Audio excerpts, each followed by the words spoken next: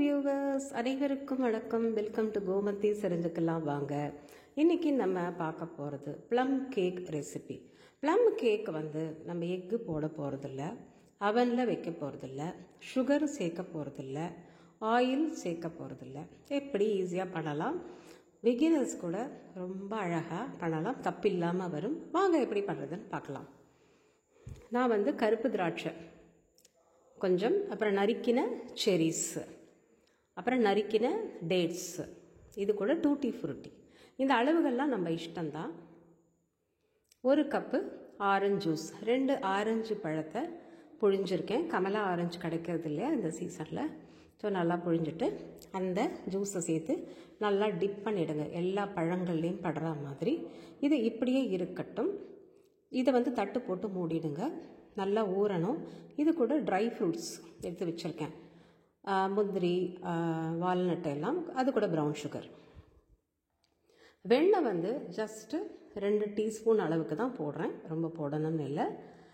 இந்த அரை cup brown sugar, 1/4 cup நல்ல கெட்டியான தயிர். இதை வந்து விஸ்கு வச்சு நல்லா கலந்துக்கோங்க. இது வந்து இந்த எலக்ட்ரிக்கல் பீட்டர், கேக் பீட் பண்ணுவோம் இல்லையா, அது இருந்தால் பண்ணிக்கலாம், இல்லைன்னா மிக்சியில் போட்டும் அடிச்சுக்கலாம். ஏன்னா அது வெல்லம்ங்கிறதுனால கொஞ்சம் டைம் ஆகும். இந்த மாதிரி வரணும் கன்சிஸ்டன்சி. ஸோ இந்த மாதிரி கன்சிஸ்டன்சி நல்லா ஸ்மூத்தாக வர வரைக்கும் பண்ணணும். இப்போது இந்த பழத்தை நான் 4 மணி நேரம் ஊற வச்சுருக்கேன். 8 ஹவர்ஸ் கூட ஊற வைக்கலாம், ஆனால் கண்டிப்பாக 1 மணி நேரமாவது ஊறணும். இப்போது நம்ம பீட் பண்ணி எடுத்து வச்சுருக்கிற இந்த வெல்லம் அதெல்லாம் அதில் சேர்த்துடலாம். இது கூட 1 கப்பு மைதா போடுறேன். இது நாகா மைதா தான் சேர்க்குறேன்.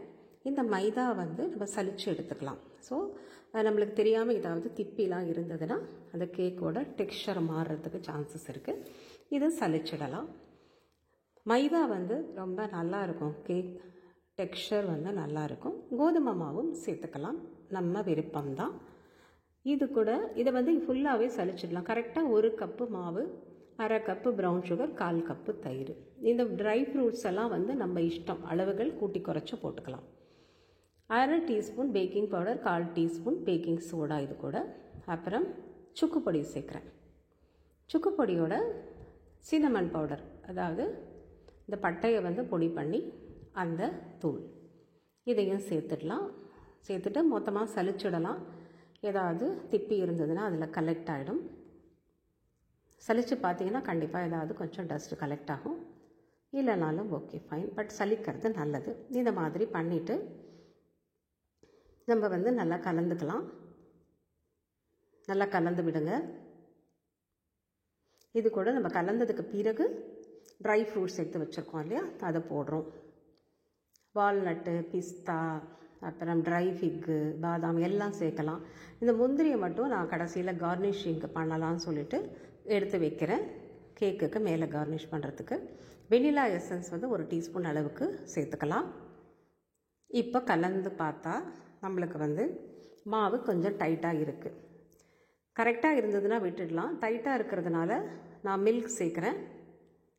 ஒரு 100 ml எடுத்து வச்சுருக்கேன். முதல்ல கொஞ்சம் ஊற்றிக்கலாம். கலந்து சரியாக இருந்ததுன்னா சரி, இல்லைன்னா அது மிச்சத்தையும் விட்டுட்டு நல்லா கலந்துடணும். கொஞ்சம் கொஞ்சமாக சேர்த்து கலந்துக்கோங்க. ரொம்ப தண்ணி ஆகிடக்கூடாது, மாவு திக் பேட்டராக இருக்கணும். ஒரு கடாயை ப்ரீ ஹீட் பண்ணுறோம். நான் அடியில் வந்து சால்ட்டு போடுறேன், ஏன்னா நல்லா சூடாகும். நல்லா சூடாக இருந்தால் கேக் வந்து நல்லா சூப்பராக பேக் ஆகும். இது ப்ளம் கேக் கொஞ்சம் பேக் ஆகிறதுக்கும் டைம் ஆகும். நான் போன வருஷம் கூட ஒரு ப்ளம் கேக் பண்ணி போட்டிருக்கேன், அதுக்கு எனக்கு 1 hour ஆச்சு இந்த சால்ட்டு போடாததுனால. ஸோ இந்த வாட்டி சால்ட்டு போட்டு பண்ணுறேன், ஹீட் பண்ணுறேன். இப்போ கேக் டின்னை கொஞ்சம் நெய் தடவிடலாம். நெய் தடவிட்டு இதுக்கு தகுந்த மாதிரி ஒரு பட்டர் பேப்பரையும் கட் பண்ணி உள்ளே வச்சிடலாம். இந்த கேக் டின் வந்து ரவுண்ட் ஷேப்பில் தான் பண்ணணும்னு நினச்சேன், but round shape cake tin ரொம்ப சின்னதாக இருக்கும், மாவு கொஞ்சம் நிறைய இருக்கிற மாதிரி இருக்குது. ஸோ இந்த ரெக்டாங்குலர் ஷேப் வைக்கிறேன். ஷேப்பெல்லாம் வந்து நம்ம விருப்பம்தான்.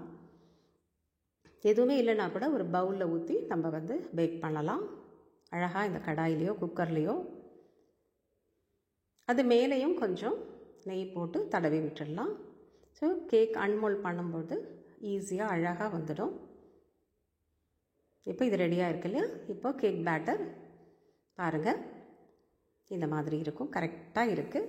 ரொம்ப தண்ணியாகவும் இல்லை, ரொம்ப கெட்டியாகவும் இல்லை, ரொம்ப சூப்பராக சரியாக இருக்குது. இப்போது நம்ம இதில் பாதி அளவுக்கு ஊற்றிடலாம். ஏன்னா நம்மளுக்கு பேக் ஆனப்பறம் ஃபுல்லாக வரும். மிச்சம் மாவு இருந்தால் வச்சுடுங்க, இன்னொரு தடவை பேக் பண்ணிக்கலாம். இப்போ டேப் பண்ணிடலாம். டேப் பண்ணிவிட்டு இந்த முந்திரி எடுத்து வச்சுருக்கேன் இல்லையா, அதை நான் கார்னிஷ் பண்ணுறேன்.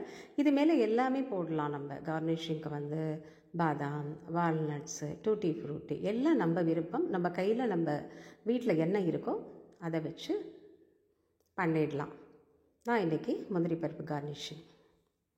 இப்போ இது வந்து கடாய் வந்து நல்லா சூடாக இருக்குது.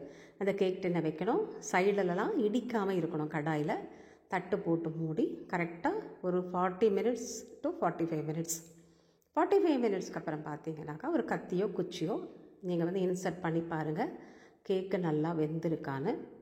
கேக்கு வெந்திருந்ததுன்னா உள்ளே வந்து அது வந்து ஒட்டாமல் வரணும். அந்த மாவு பதம் தெரியக்கூடாது, நல்லா க்ளீனாக இருக்கணும். அவ்வளோதான். இதை இறக்கி வச்சிடலாம். இப்போது இன்னும் கொஞ்சம் மாவு மிச்சம் இருந்தது இல்லையா, நான் அதை வந்து என்ன பண்ணினேன்னா ஒரு பவுலில் போட்டுட்டு இதை பண்ணுறது. செகண்ட் டைம் நம்ம பேக் பண்ணுறதுனால 30 மினிட்ஸ் பேக் பண்ணினா போகிறோம். ஏன்னா கடாய் நல்லா சூடாக இருக்கும், டக்குன்னு பேக் ஆகிடும். இது ஆறட்டும், அப்படியே இருக்கட்டும். இது ஆறுறதுக்குள்ளேயே நம்மளுக்கு அடுத்த ரவுண்டு ரெடி ஆகிடும். நல்லா ஆறின அப்புறம் எடுத்திங்கன்னா கேக் நல்லாயிருக்கும். பாருங்கள், சரியாக வெந்திருக்கு. இதையும் இறக்கி வச்சிடலாமா? இப்போது இது சீக்கிரம் ஆறிடும் கொஞ்சமாக அளவில் இருக்கிறதுனால. இப்போ அதனால் பாதி அளவுக்கு தான் இருக்கணும். கிண்ணத்துலனாலும் சரி, நம்மளுக்கு கேக் டின்னில் போட்டாலும் சரி. அன்மோல்ட் பண்ணால் பாருங்கள் சூப்பராக வந்துடுச்சு. நான் இதுக்கு அடியில் பட்டர் பேப்பர் கூட வைக்கலை, அருமையாக வந்திருக்கு. Cake colour is good and texture வந்து ரொம்ப அருமையாக வந்ததுங்க. நீங்கள் இதே மாதிரி அளவு போட்டு பண்ணி பாருங்கள், ரொம்ப அருமையாக வரும். நல்ல ஸ்பாஞ்சியாக சாஃப்டாக இருக்கும். உள்ளே பாருங்கள் எல்லா இடத்துலையும் அந்த டூட்டி ஃப்ரூட்டிலாம் அழகாக தெரிகிறதுல கொஞ்சம் எடுத்து வாயில் போட்டு டேஸ்ட் பண்ணி பார்த்துடலாம் நம்ம. ஸோ தட் நம்ம பீஸ் போட்டு மற்ற வாளுக்கும் கொடுக்கறதுக்கு ஈஸியாக இருக்கும். சூப்பராக இருக்குது கேக்கு, செம்ம டேஸ்ட்டு. எங்கள் வீட்டில் எல்லாருக்கும் ரொம்ப பிடிச்சிச்சு. ஸோ இந்த கேக் டின்னை அன்மோல்ட் பண்ணிடலாம். ஈஸியாக எடுக்க வரும். இந்த பட்டர் பேப்பரை மட்டும் ரிமூவ் பண்ணிடலாம். ரிமூவ் பண்ணிவிட்டு பீஸ் போட்டு நம்ம டப்பாவில் எடுத்து வச்சுக்கலாம். ரொம்ப அருமையாக வரும். ரொம்ப ஈஸியாக பண்ணிடலாம், ரொம்ப கஷ்டம்லாம் இல்லை இந்த கேக் பண்ணுறது.